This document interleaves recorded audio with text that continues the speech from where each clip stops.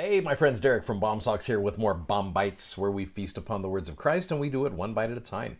So I introduced you yesterday to the purposes of the redeeming of Zion, and we have this thing called Zion's Camp. Now, let me show you. Imagine walking through Kirtland, Ohio, and you see this little sign right here. Wanted, we need people willing to march 1,000 miles on foot in less than 60 days. You will travel through the swamps and the dry prairies of Missouri, averaging about 20 to 40 miles a day. Your feet will be swollen. Sores will form and you will bleed most every day. You will arise each day at 4 a.m., eating stale bread, bacon with maggots, and bad water. You may also pick up cholera, and many will die along the way. The days will be miserably hot and the nights piercingly cold. Mosquitoes will be your constant companions. The march will cost your family significant money, leaving them hungry and wanting while you are gone from them. If you're interested, please be at the temple in the morning. Right? You're just like, oh, sign me up.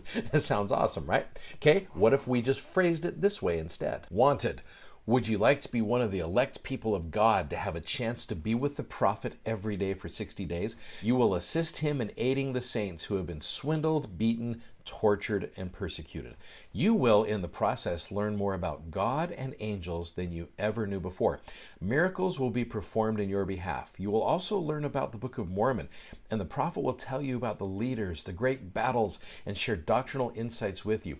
You'll hear the prophet pray and teach on a regular basis, and from your group will emerge future prophets, apostles, 70s, and other church leaders. If you're interested, report at the temple tomorrow morning. So you can see that. If it's that second one, you're like, ooh, sign me up. This would be kind of a cool thing to do. So again, we've got this thing called Zion's Camp, right? And the whole purpose of it is to go back and help the saints in Jackson County, Missouri. You can see here on this map, you're going 1,000 miles. You're going from Kirtland, Ohio, and you're going all the way across over to Jackson County, Missouri, 1,000 miles, okay?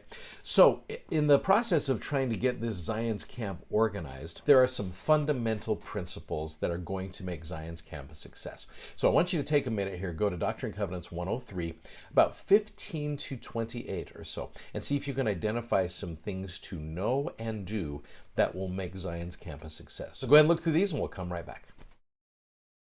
Okay, so a couple of things that I noticed. I love how the Lord starts right out, and he's like, the redemption of Zion must needs come by power. Therefore, I will raise up unto my people a man who shall lead them like as Moses led the children of Israel. I bet Joseph's like, oh, good.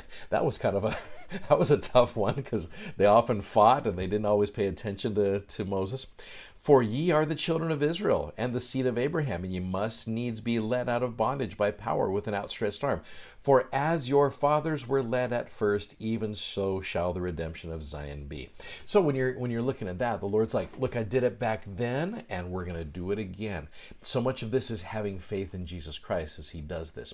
Well, you go to like verse 19. He talks about how my angel shall go up before you. Verse 20, mine angel shall go before you, and also my presence. You go down to verse number 26, and my presence shall be with you. Let no man be afraid to lay down his life for my sake, for whoso layeth down his life for my sake shall find it again. Whoso is not willing to lay down his life for my sake is not my disciple. Here's the Lord saying, I did it then and I can do it now with you, but you've got to trust me. I will be there with you. My angels will be with you to help you out through this process. So that's an important thing to understand through this. It's going to be tough, but the Lord is going to help you through that process. So the next question is, how many should we take? Well, section 103, verses 30 to 35, the Lord says, well, it's my will that Parley P. Pratt, Lyman White shouldn't return to the land of their brethren, but until they've obtained companies to go up to the land of Zion by 10s or by 20s or by 50s or by 100 until they obtain to the number of 500 of the strength of my house. And I love verse 31. This is my will. Ask and ye shall receive, but men do not always do what I will. So the Lord said, let's get 500. What ended up happening is Zion's Camp was formally organized in New Portage, Ohio on the 6th of May, 1834. It eventually included 207 men, 11 women, and 11 children, whom the prophet divided in the companies of 10s and 50s. They marched together to Clay County, Missouri, a distance of over 1,000 miles. So one of the things I would invite you to do here, this is where there's kind of a cool little thing, and you can just do this on your own, but there's a video by the Church Educational System. It is about Zion. It was probably done 10 to 15 years ago, but I love it. It shows the story of some of the things that happen in Zion's Camp and the purposes of it. So you can go check out this video on YouTube. You can look up Zion's Camp LDS video. You should be able to find it just fine right there. So anyway, hope you guys like it, and we're going to see whether Zion's Camp was a success or not on tomorrow's episode. Hey, thanks for watching, thanks for subscribing, and thanks for sharing. You guys are amazing. Go check out our ridiculously comfortable gospel-themed socks at bombsocks.com. You guys are great. Godspeed. See ya. Bye-bye.